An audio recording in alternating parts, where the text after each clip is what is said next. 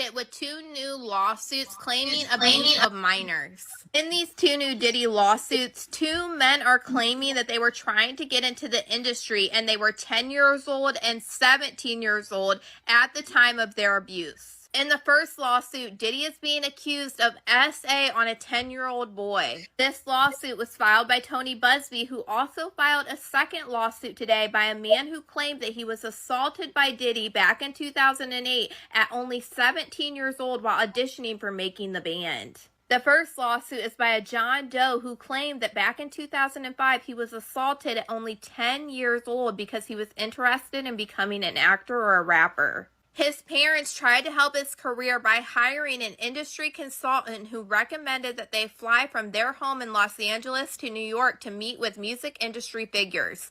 During the trip, the consultant arranged for Diddy to meet with the young boy for an audition, and Diddy asked to meet the boy alone before meeting his family. This consultant allegedly took this boy to Diddy's hotel room and left him alone with him. This boy performed a few songs for Diddy, who told him he could make him a star and asked him how badly he wanted it. According to this man, he responded as a 10-year-old child, saying that he would do anything to become a star. Said he was then gave a soda by somebody else that was present in this hotel room, and then he drank it and began to feel a little bit funny. After this boy allegedly drank this soda, Diddy would tell the boy to move closer to him and then pushed him down, telling him, "Sometimes you have to do things that you don't want to do." After being pushed down, Diddy allegedly exposed himself and told him to kiss it.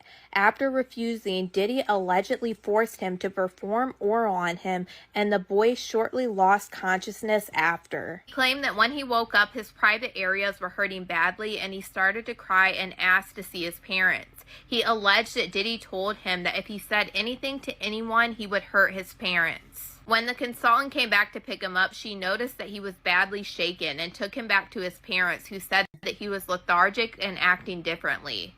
In the second lawsuit filed by Tony Busby, there is a man that claimed that back in 2008, at only 17 years old, while auditioning for Making the Band, that Diddy allegedly forced him to perform oral on him. He claimed that he had to audition 3 separate times, and Diddy allegedly coerced him to engage in acts with both him and his bodyguard, referred to as T. He said that it was a test to see how badly he wanted to make it in the music industry. And after visually expressing discomfort and hesitation in the situation, Diddy allegedly told him that he would keep an eye on him. He said ultimately he ended up being eliminated from the competition. These lawsuits are absolutely horrifying. I swear as time goes on, we just keep getting them younger and younger. And now we're talking about kids that were trying to be in the industry and trying out in the industry. I'm literally sick to my stomach. When I get my hands on the actual court documents of these lawsuits, we will go over both of them in detail. But for now, let me know what you guys think about Diddy's 2 new lawsuits in the comments. Can Diddy just pay off these new lawsuits and make them disappear? Let me explain why that's not how it works. My name is Golnush Goharzad, aka G Legal, and I'm an attorney. If you've been following any of the Diddy news, you know that at this point, he's got like a gajillion lawsuits filed against him. One thing I keep seeing in the comments and the videos regarding these new lawsuits is people commenting that, well, justice won't be served. He's just going to pay off these victims. He'll never do time for these crimes. And I just want to explain that's not quite how it works. I talked about this in one of my older videos with respect to whether Cassie can testify in Diddy's criminal case, even though she signed a confidentiality provision when she settled her civil case against Diddy. So first of all, when you file a lawsuit, like in the court system, it's public record. Anyone can download it and look at it, and certainly the prosecutors in the Diddy case will be doing so. And as I talked about in my Cassie video, even if you sign a confidentiality provision in your settlement agreement, like Diddy pays a sum of money to one of these victims, they sign a settlement agreement that includes a confidentiality provision, there's always an exception to that provision with respect to cooperating with law enforcement, responding to a subpoena, having to testify in court or at a deposition, etc. So that essentially allows those victims to both be financially compensated and allows the prosecution to go ahead and subpoena them and investigate those crimes.